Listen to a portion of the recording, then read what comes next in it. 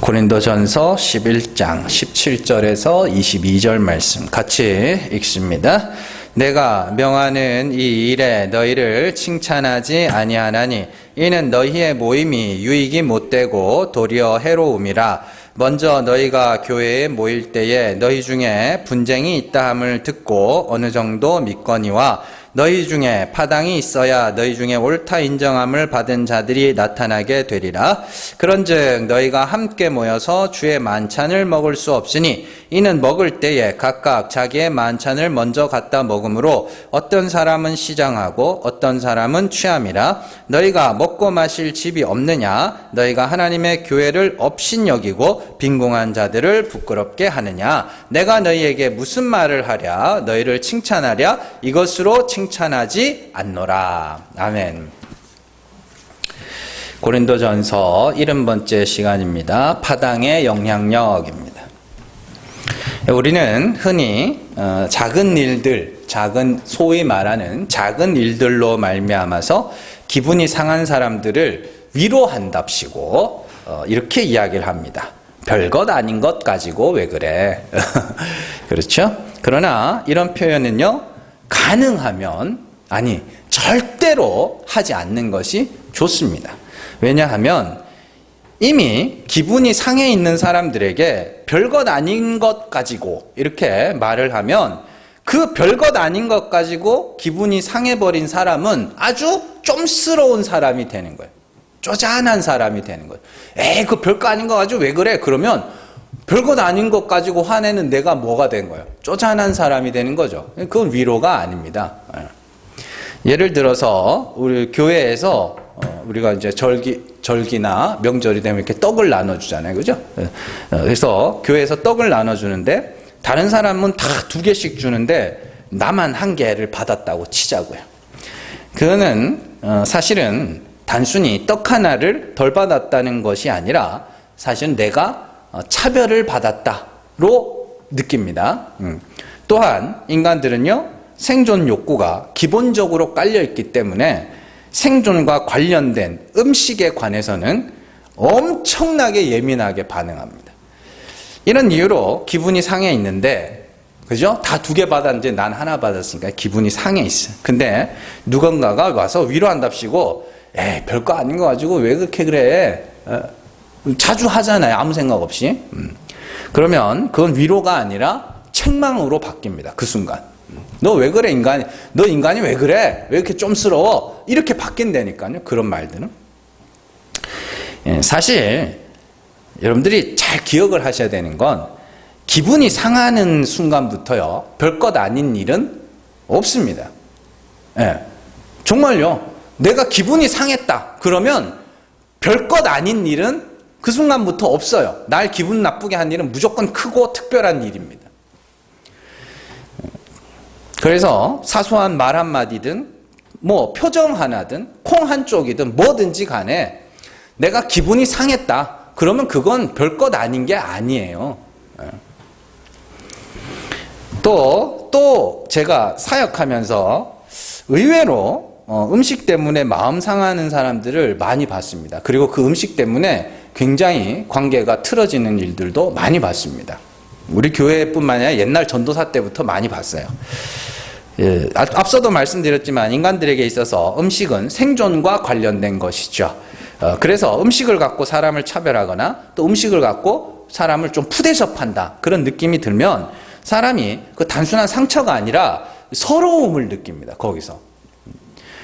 보통의 차별 정도는 이해할 수도 있지만 그 음식 갖고 차별하잖아요. 그러면 진짜 서러워요. 그래서 웬만하면 가정에서도 음식은 같은 자리에서 한 자리에서 다 같이 먹는 게 좋고, 또 부모에게만 혹은 자녀에게만 특별한 음식을 주는 일은 삼가하는 게 좋습니다. 암만 친한 식구를, 암만 내 아버지라도 내가 못 먹는 거 아버지만 먹잖아요. 그럼 서러워한다니까요, 자녀들이. 왜요? 그건 생존과 관련된 거니까. 또 교회 안에서도 지금은 우리가 점심 식사를 하지 않고 있지만 혹 점심을 먹게 된다고 할지라도 남은 음식 싸가지 않는 게 좋습니다. 왜냐하면 누구는 싸가고 누구는 안 싸가잖아요. 그걸 알게 되면 안 싸가는 사람이 애초에 안 싸갈 마음이었다 그래도 싸가는 거 보면서 마음이 상할 수가 있어요.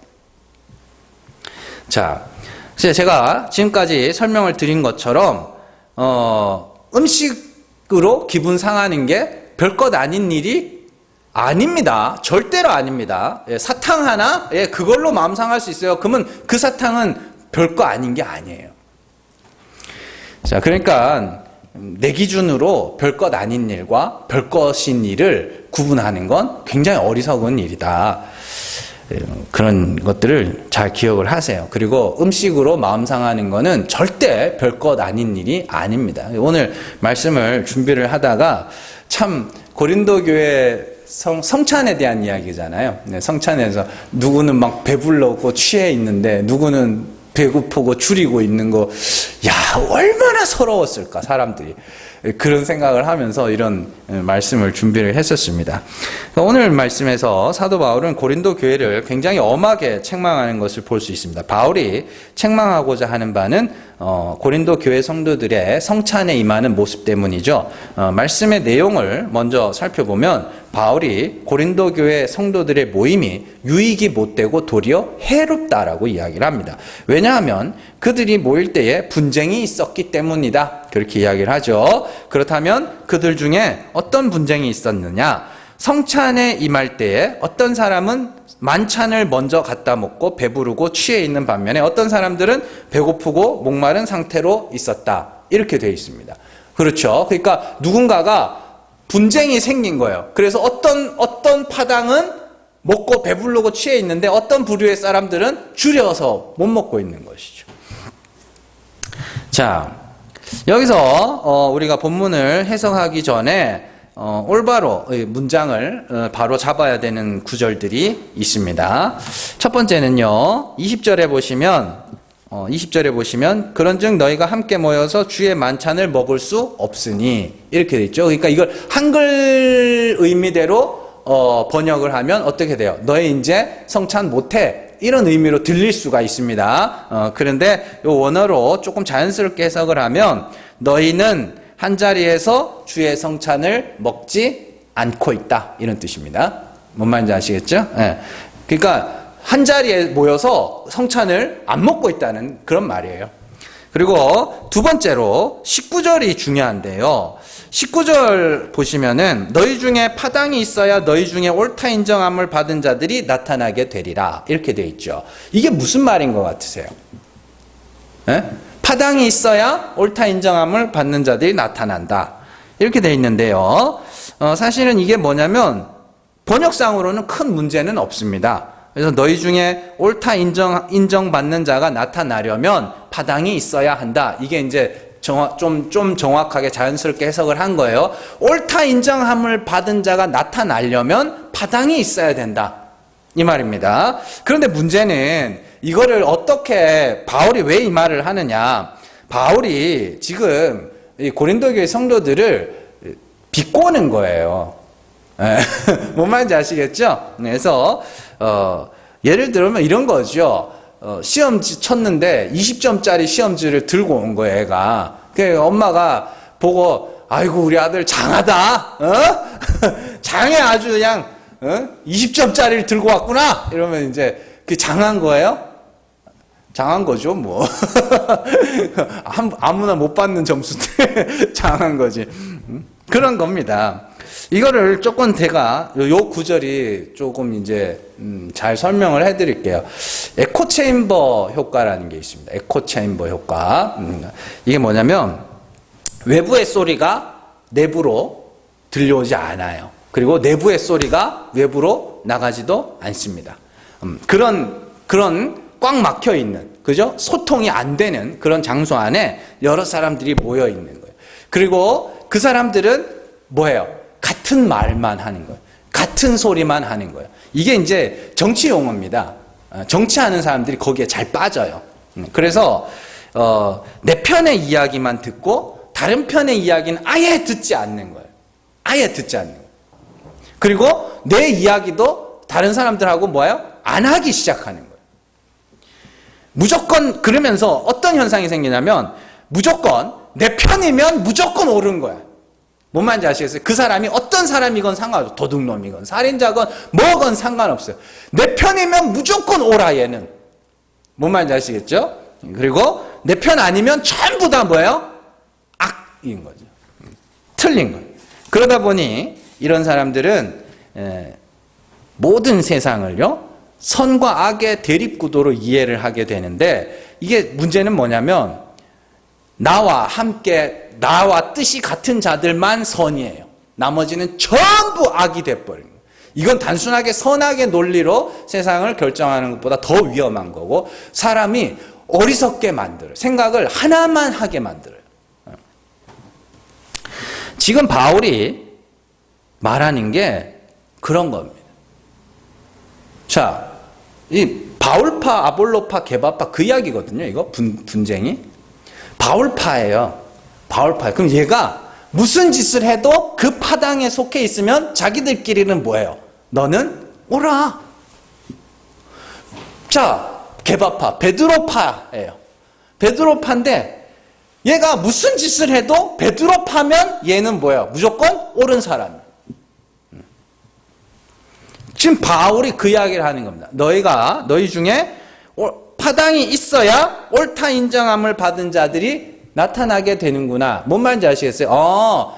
너희가 바울파는 바울파들끼리 자기들끼리 서로 옳다하고, 아볼로파는 아볼로파끼리 자기들끼리 서로 옳다하고, 게바파는 게바파끼리 자기들끼리 서로 옳다하고 있는 거 보니까 너희한테는 파당이 꼭 있어야 되겠구나. 이렇게 이제 비아냥거리는 겁니다.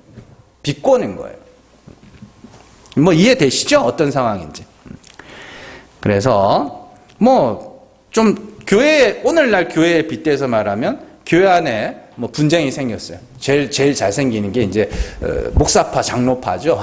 그래서 목사파가 있고 장로파가 있어. 그러면 이 두 사람은 무조건 뭐예요? 목사파는 무조건 목사파들끼리 서로 옳다고 서로 옳다 해줘.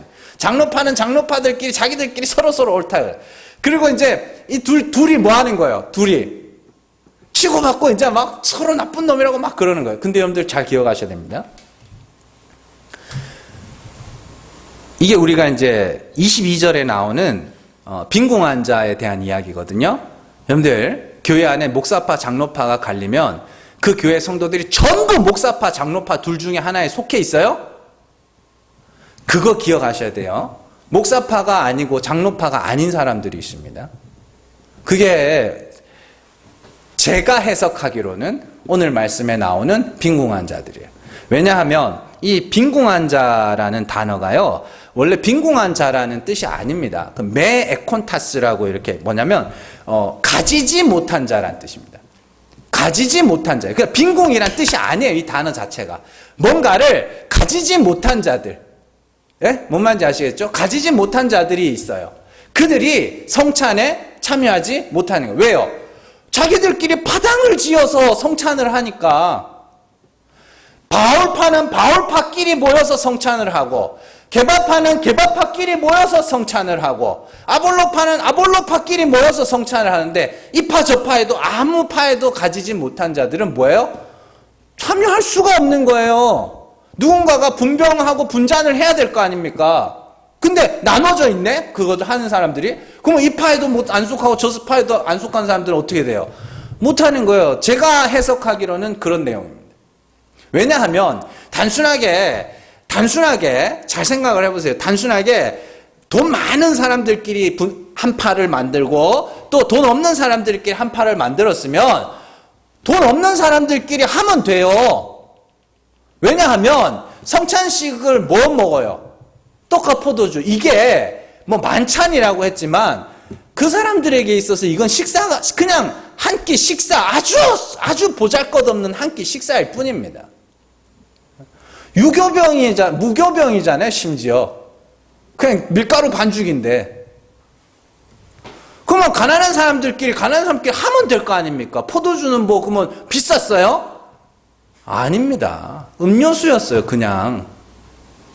그러니까, 이거 제가 보기에는 그렇습니다. 제가 보기에는 이 파에도 속하지 않고 이 파에도 속하지 않은 사람들은 성찬에 참여할 수가 없는 것이죠.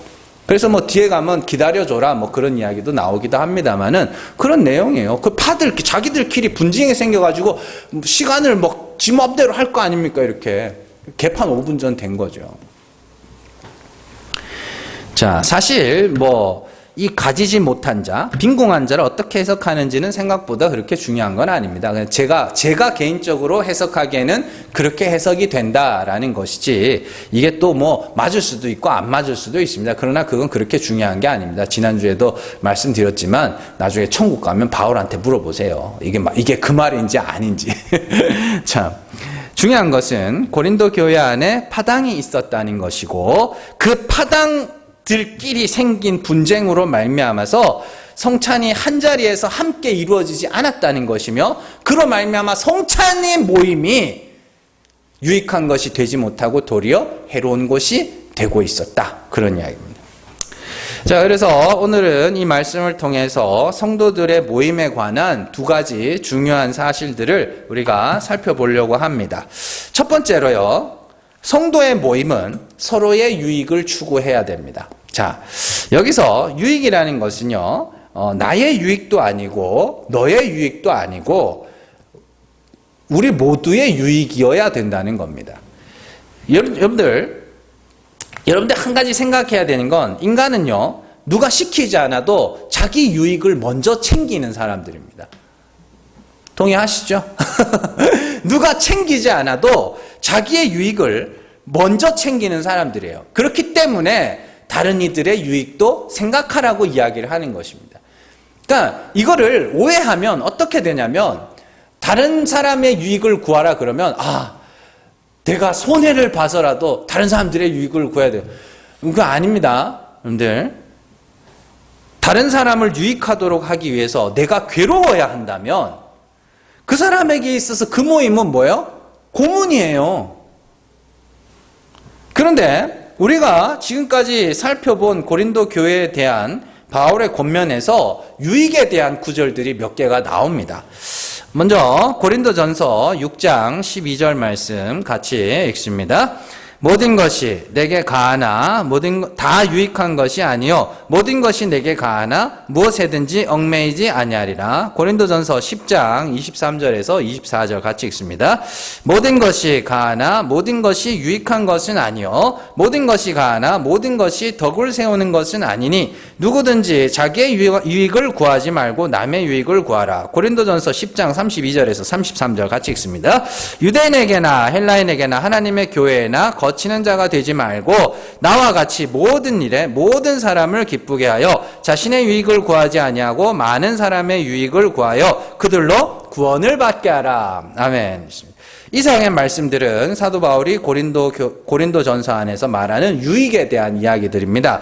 이 말씀을 살펴보면 바울이 말하는 성도의 유익이 뭔지를 알 수가 있습니다. 먼저 6장에 나오는 말씀이죠. 6장의 말씀을 보면 자유한 자에게는 모든 것이 가하다. 그러나 자유를 다른 사람의 유익을 위해서 뭐 하라고요? 절제해줘. 그런 이야기입니다. 이것이 바울이 말하는 성도의 모임에서 나타나는 유익한 것의 핵심입니다. 마음대로 할 수 있는 자유도 있지만 다른 이들의 유익을 생각하여 절제해 줄 수도 있는 것이죠. 그리고 마음대로 자유를 마음껏 누리는 것을 자기의 유익을 구한다고 하고, 그 자유를 위해서 그 자유를 타인을 위해서 절제하는 것을 남의 유익을 구하는 거라고 이야기를 합니다. 여러분들, 여기서 다른 사람의 유익을 구하는 것을 희생이라고 착각하시면 안 됩니다. 배려와 희생은 같아요, 달라요? 배려와 희생은 다릅니다. 배려와 희생은 달라요. 배려는 내가 할 수 있는데 안 해주는 거고, 할 수 있는 걸 안 해주는 거고, 희생은 하기 싫은 걸 내가 해주는 겁니다. 그러니까 배려와 희생은 엄밀하게 말하면 다른 거예요. 무슨 차이인지 아시겠어요? 지금 바울이 남의 유익을 구하라는 건 희생이 아니에요. 배려의 차원입니다, 그건. 자, 그래서 타인의 유익을 구하는 것을 또 바울은 뭐라고 이야기를 해요? 10장 35절인가요? 거기 보면은 바울이 구원을 얻게 하라고 이렇게 돼 있죠. 다른 사람을 33절이죠. 자신의 유익을 구하지 아니하고 많은 사람의 유익을 구하여 그들로 구원을 얻게 하라 이렇게 되어 있습니다. 그러니까 우리가 다른 이들의 유익을 구하는 것은 다른 이들의 구원에 영향을 미칠 수 있다. 자, 물론 하나님이 다 하시는 일입니다. 그러나 우리가 적어도 그들의 신앙생활에 방해는 안 될 수 있는 거 아닙니까? 그런 이야기예요. 자, 그러니까 타인의 유익을 구한다는 것, 또 유익한 모임이 된다는 것은 짧게는 성도들의 모임이 유연하며 편안하며 서로에게 충만한 만족감과 행복감을 누리게 할 수 있는 모임이 되기를 바라는 마음이 그 짧게 보면 그래, 작게 보면. 그러나 크게 봤을 때 다른 이들의 유익을 구하는 것은 누군가의 구원에 우리가 보탬이 될 수도 있다라는 겁니다. 그러니까 이거를 여러분들 그 구원은 하나님의 손에 달린 거지 뭐 이렇게 이야기할 수도 있는데, 근데 우리는 누가 택함을 받았고 누가 끝까지 갈지 아무도 알지 못한다니까요. 우리가 누군가에게 나쁜 도구로 사용될 수도 있는 거 아닙니까? 교회라는 것이 존재하는 이유는 결국 복음을 전하여서 누군가가 구원을 받도록 하기 위해서 하나님께서 이 땅에 허락하신 곳입니다. 그래서 성도들은 교회에서 전해지는 말씀을 통하여 믿음을 굳건히 하며, 또한 처음 믿은 자들은 말씀을 통하여 지식과 믿음이 조금씩 자라나는 그런 과정들을 이 교회 안에서 겪게 되는 것이죠.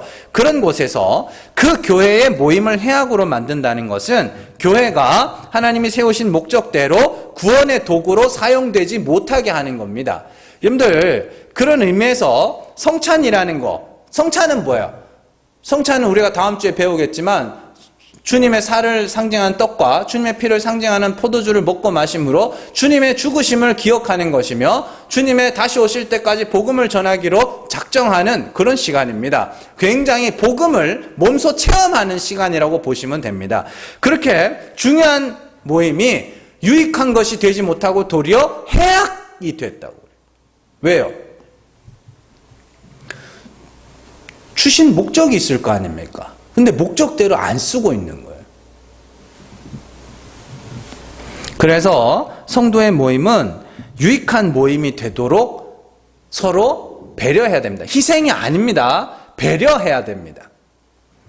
그 유익이라는 것이 단순히 분위기 좋은 모임을 만드는 정도의 유익이 아니라 최소한 교회가 최소한 이 교회에 와서 최소한 예배는 드릴 수 있어야 될 거 아닙니까? 그렇지 않아요? 교회에 왔어요. 최소한 예배는 집중할 수 있어야 되지 않겠느냐. 그게 우리의 교회, 우리 모임이, 우리 성도들의 모임이 유익한 모임이 되는 거예요. 최소한 예배는 드릴 수 있어야 된다. 사실 성도는 교회 안에서 자신의 역할의 의미에 대해서 좀 높게 평가할 필요가 있습니다. 절대로 자만하라는 이야기나 자랑하라는 이야기가 아닙니다. 제가 일전에도 새벽에 한번 말씀을 드렸지만 똑같이 벽돌을 쌓는 세 사람이 있습니다. 어떤 사람이 질문을 해요. 당신은 지금 뭘 하고 있습니까? 그랬더니 한 사람이 말합니다. 나는 벽돌을 쌓고 있습니다. 또 한 사람이 말합니다. 당신은 뭘 하고 있습니까? 옆에 있던 사람이 나는 교회를 짓고 있습니다. 세 번째 사람이 말합니다. 당신은 뭐 하고 있습니까? 나는 하나님의 성전을 짓고 있습니다. 똑같은 일이라니까요. 똑같이 교회에서 봉사하고 똑같이 또 안내도 하고 똑같이 합니다. 똑같이 전도합니다. 그런데 여러분들이 하는 일의 가치를 좀 높게 생각하시라고요. 내가 지금 하나님께서 택하신 자를 구원하는 일에 도구로 사용되고 있다. 사도 바울이 자기가 하는 일을 뭐라고? 나는 씨 뿌리는 자고 아볼로는 물을 주었으되 자라게 하시는 이는 하나님이다. 그렇게 자신을 한없이 낮추지만 그건 자신을 낮추는 겁니다. 그러나 복음을 전하는 자신의 사역에 대해서는 뭐라고 그래요? 우리는 하나님의 동역자라고 이야기를 합니다. 그러니까 여러분들이 교회 안에서 섬기고 헌신하고 봉사하고 또 교회 밖에서 열심히 전도하고 복음 전하는 그 일들을 좀 높게 평가하시라고. 일을 높게 평가하라고. 나는 지금 하나님이 누군가를 택하신 자를 구원하는 일에 사용되고 있어. 그 정도의 평가는 하셔야 된다고요. 자만이라는 건 뭐예요? 나는 복음 전하는 하나님의 동역, 이게 자만하는 거고, 내가 지금 하는 그 일, 그거는 소중하게 생각하셔야 된다. 높게 평가를 하셔야 된다. 그러니까 한번 보세요. 제가 그러잖아요. 교회 안에서 열심히 봉사합니다. 어떤 사람이 가서 왜 이렇게 열심히 봉사하세요? 그러면은 어떤 사람은 그렇게 이야기합니다. 목사님이 하래서요. 목사님이 하래서 하는데요. 어떤 사람은 그럽니다. 복 받는다고요. 복 받으려고. 아니요. 그것도 아니에요.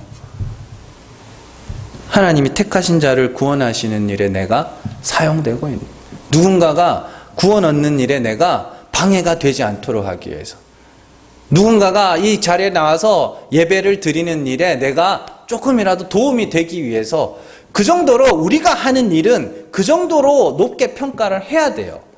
이게 마찬가지입니다. 직장 생활도 마찬가지예요.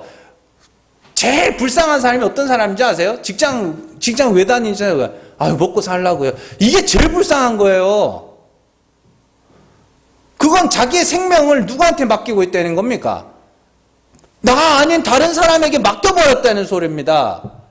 물론 먹고 사는 거 맞죠? 그는 벽돌 쌓는 거 맞아요. 그 사람도. 그러나 거기서 의미를 찾아야죠. 내가 하는 일이 나와 또 타인에게 또 사회에게 어떤 영향을 미치고 있는가, 어떤 유익을 주고 있는가, 그런 걸 추구할 때, 좀 더 높은 가치를 추구할 때 사람이 자기가 하는 일이 조금씩 뭐가 돼요? 의미 있는 일이 된다고요. 가치 있는 일이. 그러니까 우리가 하는 일에 대해서는 좀 높이 평가를 해야 됩니다. 복음 전하고 교회에서 헌신하고 청소하고 안내하고 이런 모든 것들을 하나님이 택하신 자를 구원하기 위해서 내가 이렇게 사용되는구나 라고 높이, 그 일 자체를 높이 평가를 할 때 우리가 거기에 대해서 어쩌고저쩌고 그런 말들이 없어지는 것입니다.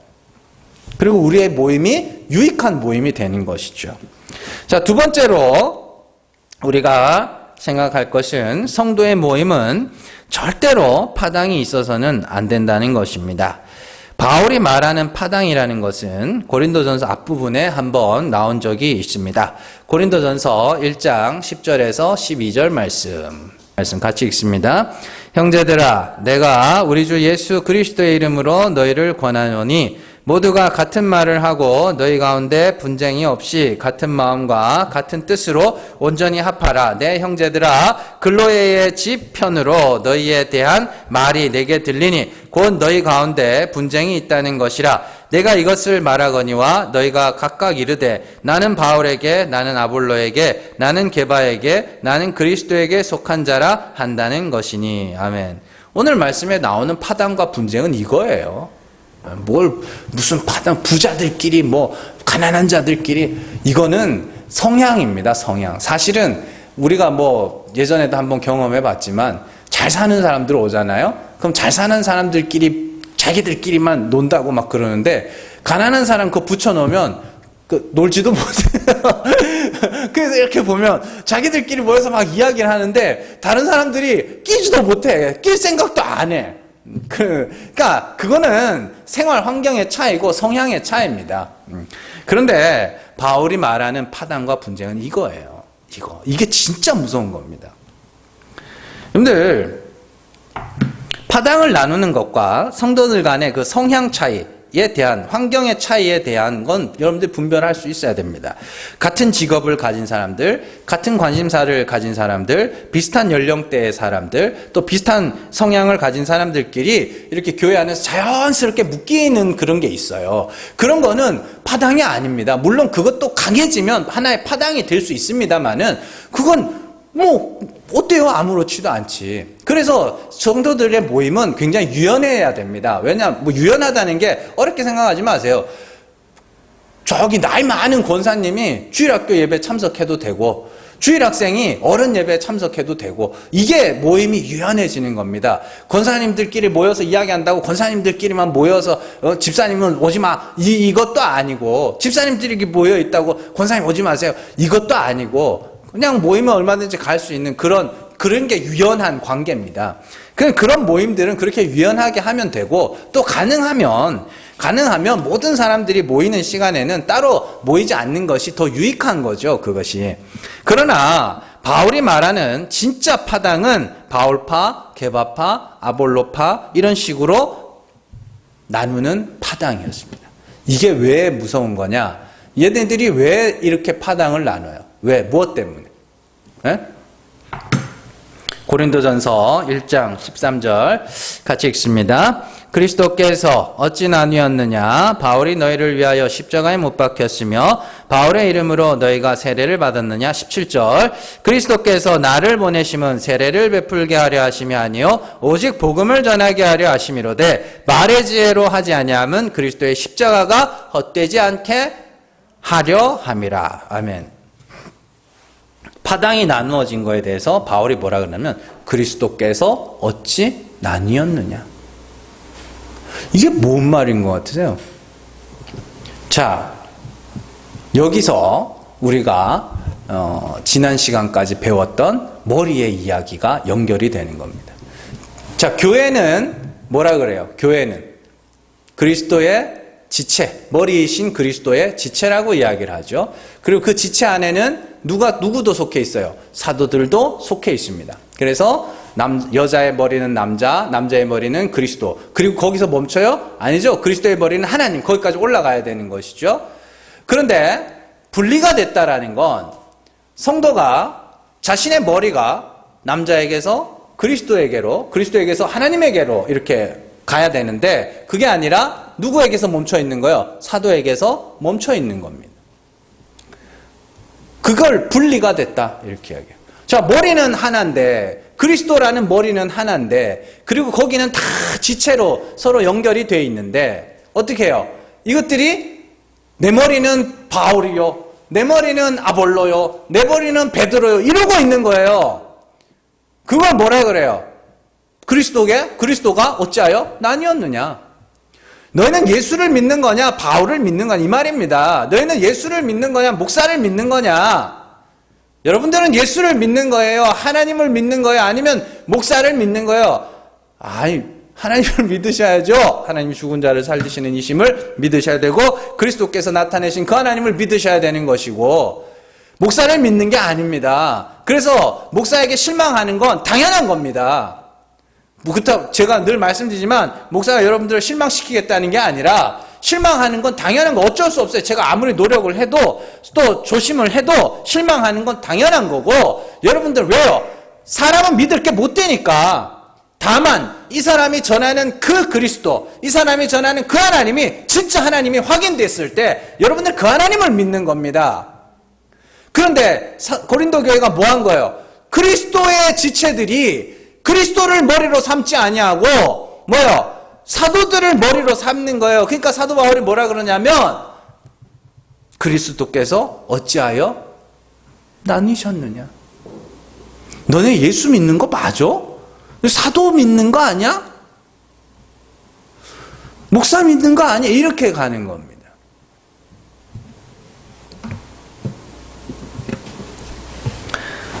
그래서 바울이 해결책으로 제시한 게 뭐예요? 해결책으로 제시한 게 아까 전에 읽었던 고린도전서 1장 10절이죠. 형제들아 내가 우리 주 예수 그리스도의 이름으로 너희를 권하노니 모두가 같은 말을 하고 너희 가운데 분쟁이 없이 같은 마음과 같은 뜻으로 온전히 합하라. 같은 말, 같은 마음, 같은 뜻. 뭐야? 한 하나님, 한 분 그리스도. 너희가 의지할 건 그분들이지.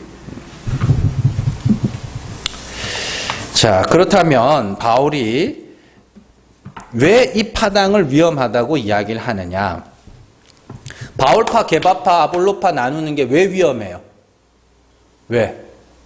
그리스도께서 나뉘어지니까 맞는데 왜 위험하냐면 하나님의 능력을 부정하기 때문입니다.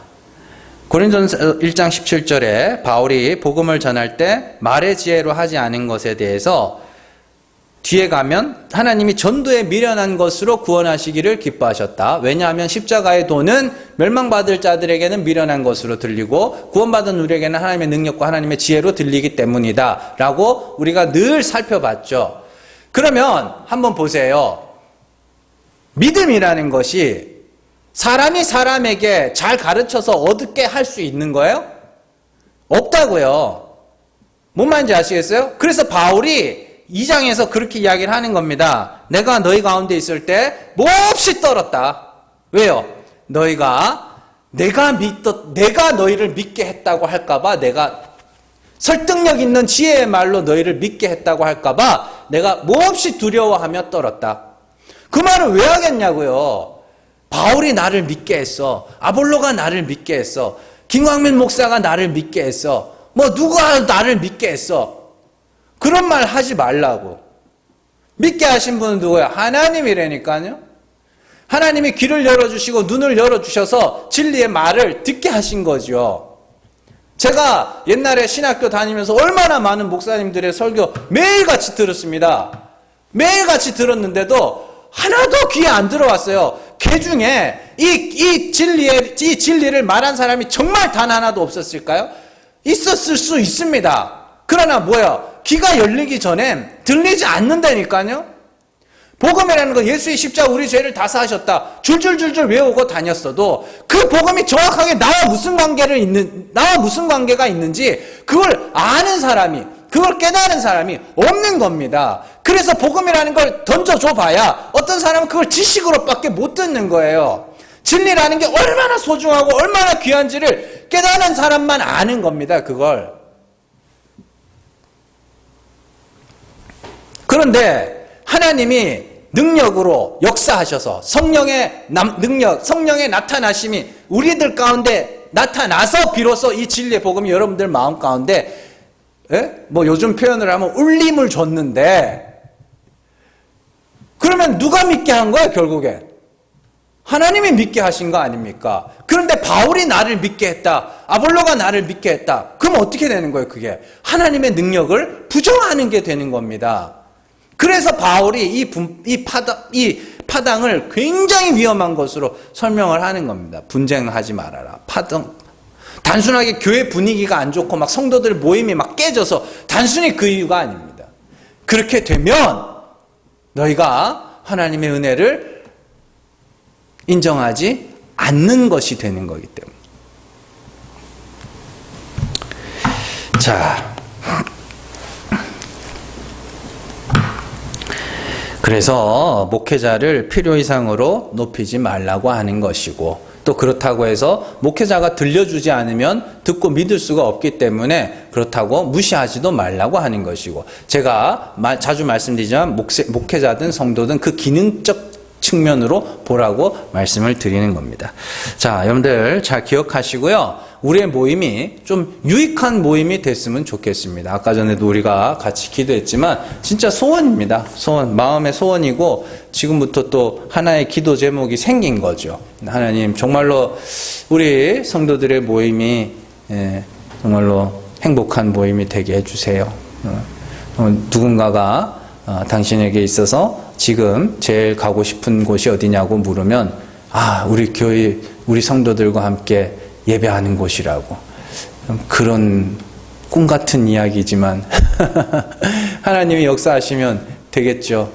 같이 기도하면서 정말 우리의 모임이 그 정도로 유익하고 그 정도로 행복하고, 또 거기서 멈춰 있는 것이 아니라 더욱더 많은 사람들을 구원에 이르게 하기 위해서 우리에게 각자 주어진 일들, 또 우리에게 각자 주어진 그 섬김의 모습들이 그 일들을 높게 평가할 수 있는 그런 우리 가운데 역사 있기를 주님의 이름으로 축원합니다. 기도하겠습니다.